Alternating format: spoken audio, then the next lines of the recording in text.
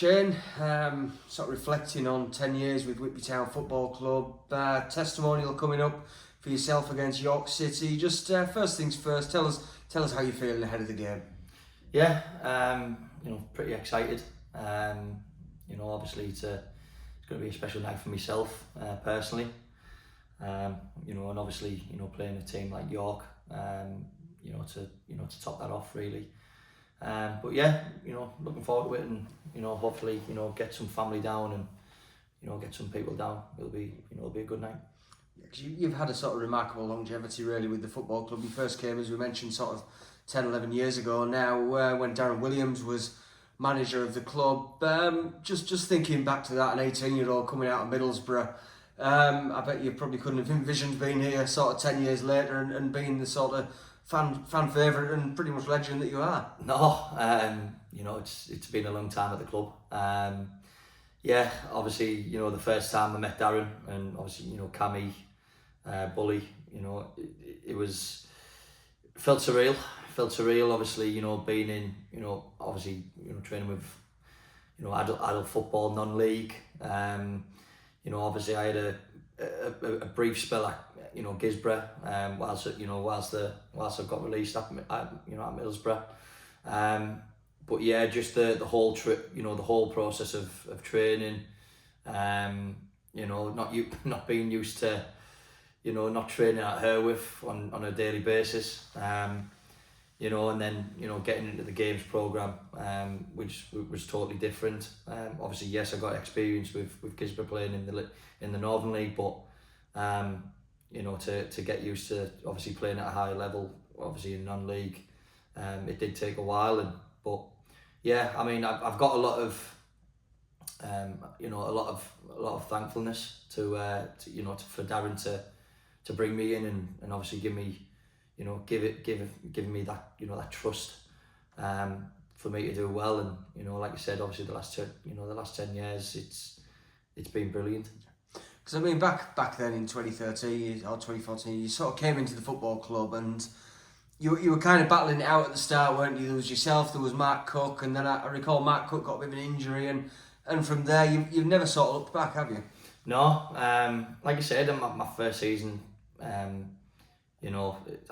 started from the first game of the season where, a lack of experience, poking it out of play, and obviously, Ilkeston, threw the ball in, and I got lobbed, and to have that feeling of, adults, having a go at you in the dressing room at full time, and not used to that, that atmosphere and what it meant for people to win.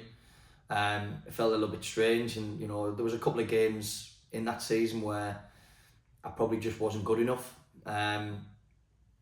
Like I said, lack of experience, playing with experienced players, and playing against experienced players, and it's one of those where you think, am I ready for this level? Obviously at a young age. Obviously Mark Cook came in, I got dropped. I was out for 4 or 5 games, and then back in for FC United, which arguably was one of the biggest games I've played in at that age. Obviously I remember it was my 19th birthday actually on that day when we went, when we won 3-1.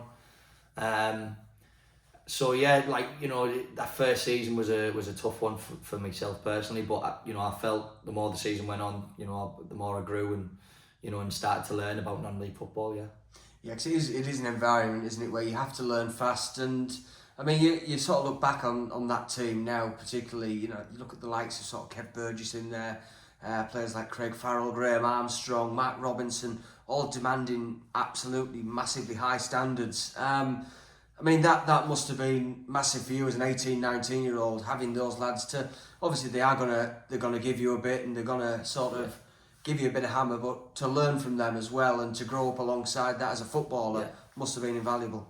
Yeah, I mean, yeah, the likes of, Kev Burgess, Dave McTean, and them kind of players where, they did demand, and like I said, I still say to this day, I think if we kept the same lads to the next season, I do feel that we'd have we'd have succeeded, even more.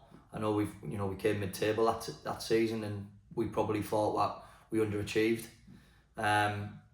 So yeah, I mean, yeah, to learn with the players like that, especially Mark Robinson, who's played Football League, Lee Bullock, vastly experienced. Graham Armstrong up top, who was arguably one of the best centre forwards I've played in football in non-league with. To play with those kind of players and learn from those and learn my trade basically.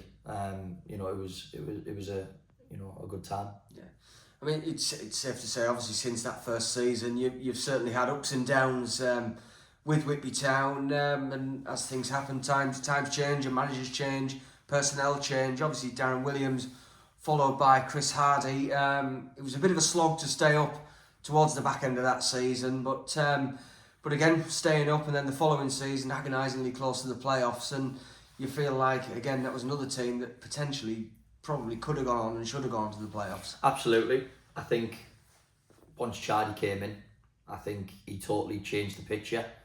Not just on the pitch, but I think he just totally changed, how the football club, went by itself.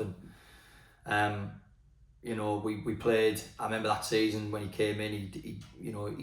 He said what he demanded. We were going to play a system what he was used to, and I don't think I don't think the team that year was, I don't think we had we had real big names, if I'm honest. We just had a group of lads who demanded off each other, who worked hard for each other. Probably one of the fittest group. Because I think that season, like I said, we would get winners 70 minutes plus.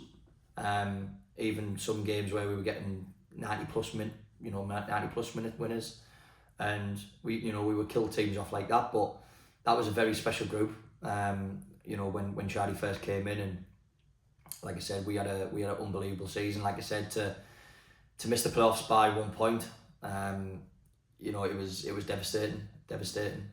Like I said, because we had such a good season, we were that close from getting the playoffs.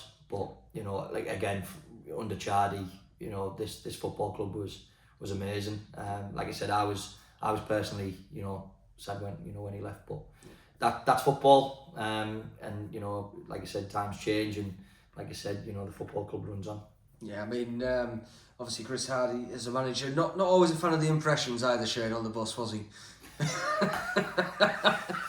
I was going to do one there, but I won't. No, he wasn't a fan of it, but I think all the lads enjoyed it. Obviously a couple of Lee as well. Yeah. But yeah, it was just my personal try and get a bit of a laugh out of the gaffer then. But yeah, I'd probably say 9 times out of 10 he wasn't happy.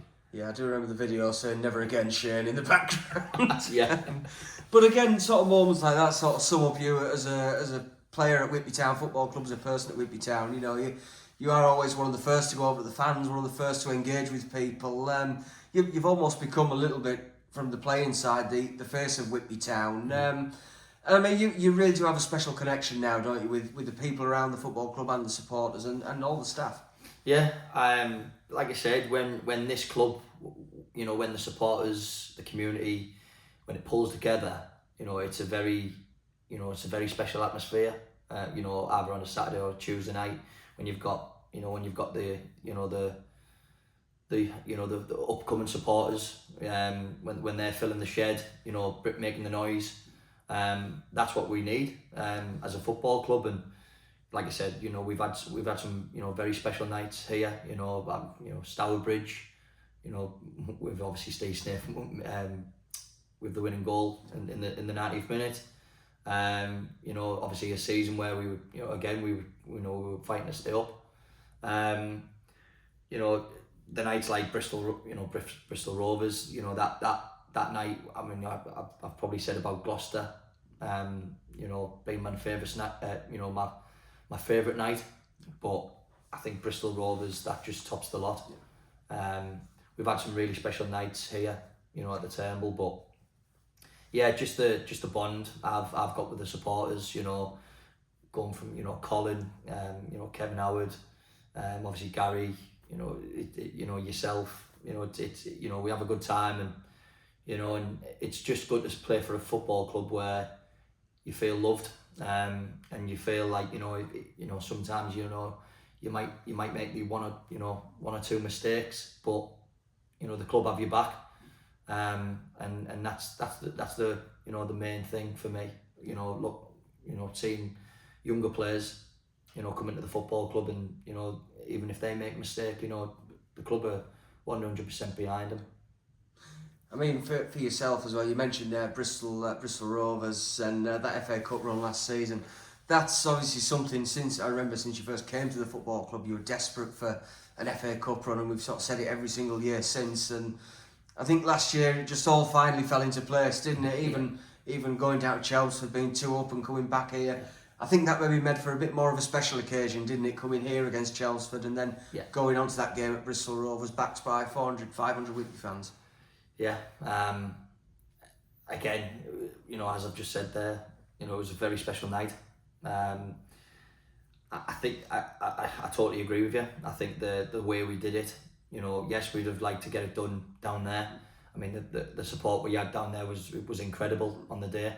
But yeah, for us to bring them back, I was 100% confident that we'd get the result on the night. Because we did the journey ourselves, and even though we stayed over, it was still a trek. So yeah, for them to come out, to come up here on the same day of playing, we knew that we were confident to do it, to get the job done. And like I said, nights like that, like I said, we've been at the football club a very long time, and I think it's one of those where you look back and you think, when's it going to be our year? When's it going to be our year to get into the first round? And like you said, we would have liked to have gone forward in the FA Cup, but it wasn't to be. But to actually to get that feel of, getting the media coverage, getting that, all that kind of stuff. It was for me personally, and for, like you said, for the lads who were here last season. Obviously you signed a 2-year contract in the summer, Shane. Looking at that should, touch wood, all being well, see you through to breaking the club's appearance record as well. I mean, again, something that you probably didn't think about 10 years ago when you came as an 18-year-old from Middlesbrough. No, definitely not. I probably started thinking about it, I'd probably say maybe 3 years ago. When I first came to the club, I'd never thought that I'd be, so many games away from breaking the all-time record. Obviously, you've got Paul Pittman up there, you've got David Campbell up there, and it's one of those. Again, it's one of those. I want to break the milestone, and I want to kick on with that, and hopefully, fingers crossed, that we can get it done. No, absolutely, Shane. Anyway, thank you very much, and enjoy your testimonial. Brilliant, thank you, mate.